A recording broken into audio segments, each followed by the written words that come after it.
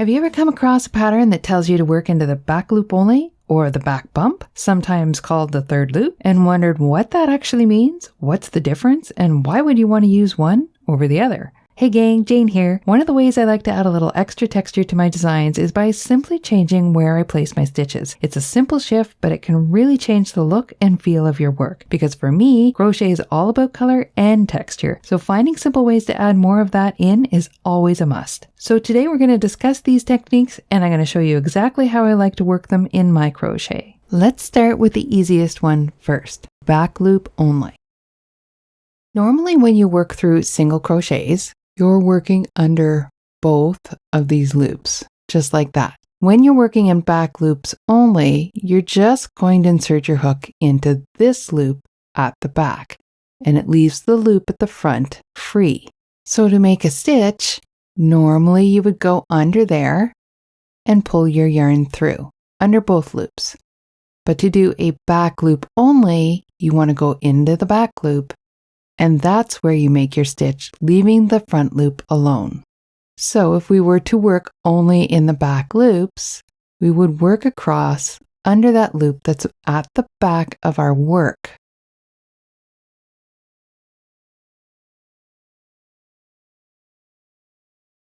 And ultimately what that does is it leaves the front loop alone and creates a nice little textured line there while still creating a stitch. Now, unlike working under both loops, there's not as much holding it in. So it's still pretty firm because it's a single crochet stitch on top of a single crochet. So you're still pretty firm there, but it is looser than if it was worked into both loops.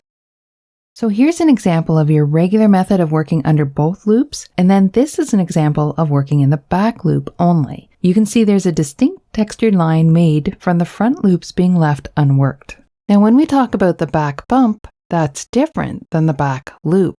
What we're doing is we're going to the back of the work and we're looking for this strand, which can be called the back bump or the third loop. It has a few different names. I call it the back bump, and that's the one you want to work into. I might have caught a little bit of a strand of the back loop there while I was trying to show you this. And what it does is it leaves both loops alone so that you can create a nice textured design that keeps this V running around your work. It adds texture to your design and allows you to make certain elements stand out more from the background with more definition, almost like outlining parts of your artwork. Now let's put this into action. The challenge with a single crochet when you're looking to work into that back bump is getting your hook into it. It's not easy because it's really a fairly tight stitch, and I consider myself a fairly loose crocheter, so it's a little bit hard to get it in there. So that's where I want to work. So to work my first single crochet in there, I've pulled it up a little, which helps, and I'm just working into that back bump only. And see how I've left the front two loops alone? So let's try to get into the next one. It's a little bit of a challenge. So I kind of have to get my hook in there and lift it up. If you have one of those hooks that has a little more of a point than mine does, it kind of helps. I do like this style of hook, but I don't like too much of a point at the end because I find it splits my yarn. But when it comes to something like this, it's handy to have that extra point. So there's two single crochets worked into the back bumps. So again, you just have to go in there, wheedle your way into it. Takes a little bit of a push.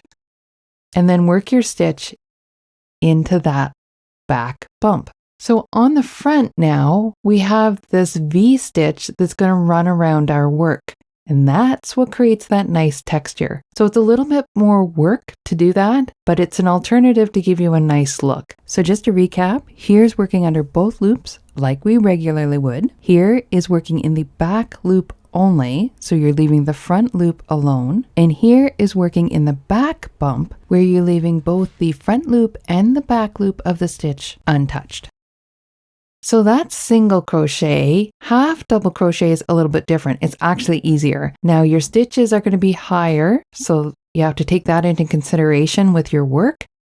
And the loop at the back is a lot easier to find. It actually even looks like a stitch running around the back of your work. So that is the nice thing with half double crochets, is that loop is so much easier to find. So the back loop in a half double crochet would be right here. you would normally work under both of these loops. That would be your normal stitch. Your back loop would be here, and the bump at the back is right here, and a lot easier to get my hook into because the stitch itself is just looser back here. It's that extra strand that you use to do the half double crochet. So to work the back bump in a half double crochet, and I'm just going to do a single crochet into it, you go behind the 2 front loops here into that strand that's hanging around right behind them, that first strand, and you work your stitch into that like it's a normal stitch. And then I'll go in my next one. So I'm working behind these V stitches, and I'll work one more here. And you can see it really sits out with the half double crochet because these are looser and you have a lot more texture going on here. But this row is definitely, there's more of a gap here. However, it's giving you a more pronounced texture going on than you'd get if you did the single crochet. It's very subtle, but it definitely sits out a little bit more because it's a higher stitch and a looser stitch than the single crochet. So let's also look at the double crochet stitch. Again, we would be working under these 2 loops. Back loop only would work under this one at the back compared to where you are. And the back bump or third loop is that first strand after the 2 loops on top. And in the double crochet, it's just as easy to get into as it is for the half double crochet.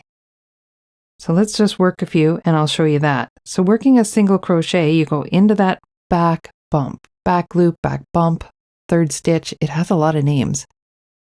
And you just work across like that, always going beyond the 2 at the front, or the top, I guess you'd say, your normal 2, and go to the back of the stitch and go into the one hanging out back there.